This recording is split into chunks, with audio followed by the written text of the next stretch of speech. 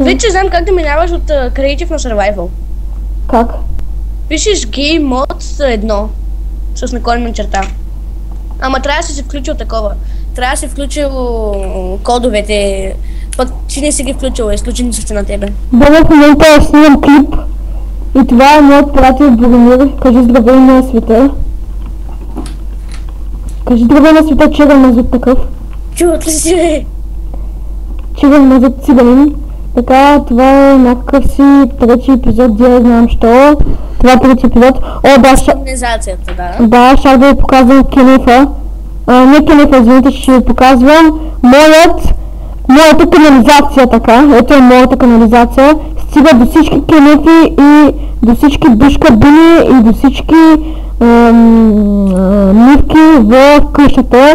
Ето това е моята канализация. Надяваме се следващия път къщата ни да е обща, защото мислям, че следващия път ще играем в сървър. Да, смятам тази къща да направя като сървър, да играем заедно. Аз ще хостна сървъра. Ето тук е душка, не, извините, тук не знам какво е всъщност. Тук е добър кенеф. И това тук е душ кабината. И смятаме да тази къща да я хостна като сървър, ако не разбирате какво имам предвид. И да, загубих си в моята канализация. Надявам се да ви харесва. Трябва да сложим малко пухове. Черни мазути цигани. Това го видях от Боинг. Не правя реклама изобщо. От Боинг и Ник са най-добрите. Всъщност, аз имам друго на ум. Мисля, че Born Got Free Doom са на по-добри. Според мен си черен гаден мазут. Не, всъщност Born Got Free Doom са най-добрите. Всъщност не, според мен Боинг и Ник са най-добрите, защото те са гадни черни мазути. Или по-точно цигани. И сме най-добрите. Сега не се представя. Така този клип смятам, няма да качвам клипове в...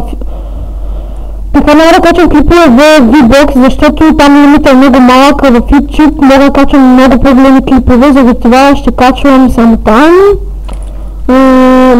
Линка за клиповете е в VBOX описанието ми. Искам да ми оставяте коментари в YouTube. Какво искате? Казвайте идеи. Да, какво да строим. Това тук е бойлера, нещо като бойлера. Да го показвам в първи епизод, смятам.